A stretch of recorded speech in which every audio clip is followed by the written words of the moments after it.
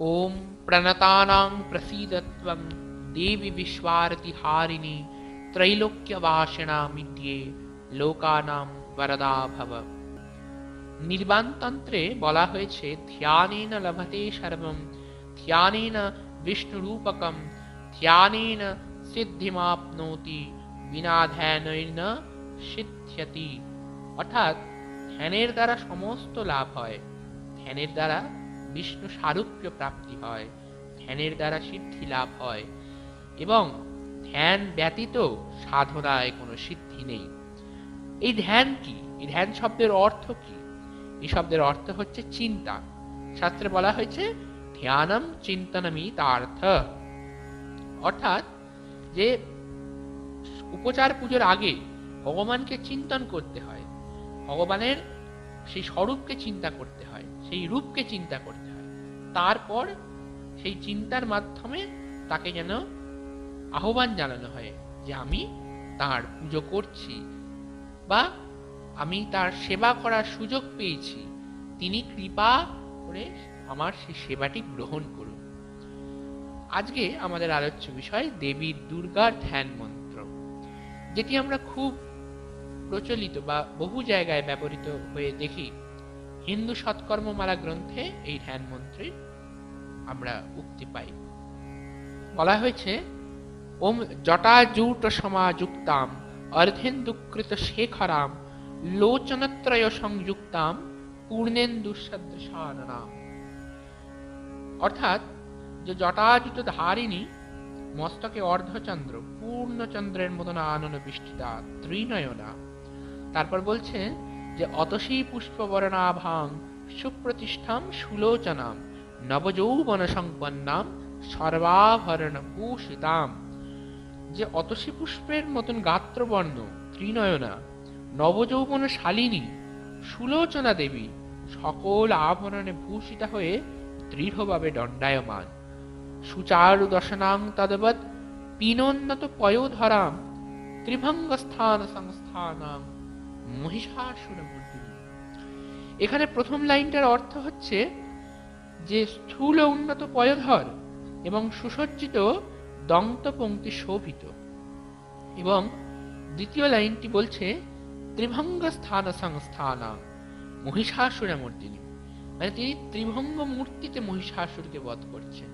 একটি পা সিংহের ওপর, একটি মহিষাসুরের ওপর, এবং হাতের অঙ্গটি এমন, মানে যেভাবে তিনি ত্রিশূলটি ধরে রয়েছেন, পুরো জিনিসটা যেন একটি ত্রিভঙ্গ মূর্তি। যেমন কৃষ্ণের ত্রিভঙ্গ মূর্তি, সেরকম দেবী দুর্গার ত্রিভঙ্গ মূর্তি রয়েছে মহিষাসুরকে বধ করার সময়। মৃণালয়ত সংস্পর্শ দশবাহু সমন্বিতাম ত্রিশূলং দক্ষিণে ধ্যেয়ং খড়গং চক্রং ক্রমাদতঃ। বলছেন যে মৃণালের ন্যায় দীর্ঘ ও সুবিন্যস্ত দশবাহু সমন্বিতা দেবীর দক্ষিণে ঊর্ধ্ব থেকে অধ পর্যন্ত যথাক্রমে ত্রিশূল, খড়গ, চক্র, তীক্ষ্ণ বাণ ও শক্তি নামক অস্ত্র, এবং বামের ক্ষেত্রে বলা হচ্ছে তীক্ষ্ণ বাণং তথা শক্তি দক্ষিণে সন্নিবেশয়েৎ খেটকং পূর্ণ চাপঞ্চ পাশম অঙ্কুশ মেবচ। যে বামে ঢাল, যাযুক্ত ধনুক, পাশ, অঙ্কুশ, ঘণ্টা বা কুঠার সন্নিবিষ্ট, এবং তারপর বলা হচ্ছে ঘণ্টাং বা পরশুং বাপি বামতঃ সন্নিবেশয়েৎ অধস্তান মহিষং তদবৎ বিশিরস্কং প্রদর্শয়েৎ শিরোচ্ছেদুদ্ভবং তদবৎ দানবং খর্গপাণিনম হৃতিশূলেন নির্ভিন্নং নির্দযন্ত্র বিভূষিতম। বলা হয়েছে যে তার নিচে ছিন্ন মস্তক মহিষের দেহ থেকে বহির্গত খর্গহস্ত দানবের বক্ষস্থল শূলবিদ্ধ, এবং বহিরাগত অন্ত্রসমূহের দ্বারা সে বিভূষিত। তার অঙ্গ রক্তারক্ত, রক্তকুশায়িত নেত্র থেকে যেন রক্ত বিচ্ছুরিত হচ্ছে। এবং বলা হচ্ছে বেষ্টিতং নাগপাশেন ভ্রুকুটি ভীষণানম, দেবীর নাগপাশ মহিষাসুরের দেহ এমন ভাবে বেষ্টিত করেছে, এমন ভাবে বেঁধেছে যে তার ভ্রু কুঞ্চিত এবং তার মুখমণ্ডল ভীষণ আকার ধারণ করেছে, যে এতটা জোরে সেই নাগপাশ তাকে আবদ্ধ করেছে। সপাশ বাম হস্তেন ধৃতকী সঞ্চ দুর্গায়া বমরুধীর বক্রাঞ্চ দেব্যা সিংহং প্রদর্শয়। দেবী দুর্গা সপাশ বামহস্তের দ্বারা দানবের কেশ কর্ষণ করেছেন এবং তার বাহন সিংহের মুখ দিয়ে রক্তের ধারা নির্গত হচ্ছে। যে সপাশ বামহস্তঞ্চ ধৃতকেশঞ্চ দুর্গায়া হস্তেন ধৃতকেশঞ্চ দুর্গায়া বমরুধীর বক্রঞ্চ দেব্যা সিংহং প্রদর্শয়। তারপর বলছে দেব্যাস্তু দক্ষিণং পাদং শমম সিংহ পরিস্থিতম কিঞ্চিদূর্ধ্বং তথা বামং পুষ্টং মহিষোপরিম। তার অর্থ যে দেবী এইভাবে স্তবকারী দেবতাগণ কর্তৃক সন্নিবেষ্টিতা হয়েছে এবং তার দেবীর দক্ষিণ পদ সমভাবে সিংহপরি এবং বাম পদের অঙ্গুষ্ঠ কিঞ্চিত ঊর্ধ্বে মহিষাসুর পরিস্থিত।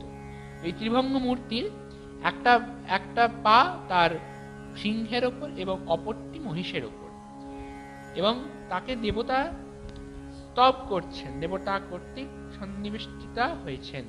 স্তূয়মানঞ্চ তদরূপমবরৈ সন্নিবেশয়েৎ। এবার বলা হচ্ছে দেবীর সঙ্গে যে অষ্টশক্তি রয়েছে তারা কারা? তারা হচ্ছে উগ্রচণ্ডা, প্রচণ্ডা, চণ্ডোগ্রা, চণ্ডনায়িকা, চণ্ডা, চণ্ডবতী চৈব চন্দ্ররূপা অতিচণ্ডিকা। এই উগ্রচণ্ডা, প্রচণ্ডা, চণ্ডোগ্রা, চণ্ডনায়িকা, চণ্ডা, চণ্ডবতী, চণ্ডরূপা ও অতিচণ্ডিকা এই অষ্টশক্তির দ্বারা পরিবেষ্টিতা। তারপর বলছেন যে আভি শক্তিভিরষ্টাভি সততং পরিবেষ্টিতাম চিন্তয়েৎ জগতাং ধাত্রীং ধর্ম কামার্থ মোক্ষদাম। যে এই অষ্টশক্তির দ্বারা পরিবেষ্টিতা ও ধর্ম কাম ও মোক্ষদায়িনী জগজ্জননী দেবী দুর্গাকে ধ্যান করি। এই মন্ত্র আমরা সব জায়গাতেই দেখতে পাই, পূজার সময় বলা হয় এবং এই মন্ত্রের দ্বারা ধ্যান করেই তারপর দেবীর ষোড়শ উপচার পূজা করা হয়। আজ এই পর্বে আমরা দেবীর ধ্যান মন্ত্রের অর্থ শোনার এবং বিশ্লেষণ করার চেষ্টা করলাম। দেবীর চরণে শতকোটি প্রণাম জানিয়ে আজ এখানেই সমাপ্ত করছি। ওম প্রণতানাং প্রসীদত্বং দেবী বিশ্বার্তিহারিণী ত্রৈলোক্যবাসনামিদ্যে লোকানাং বরদা ভব।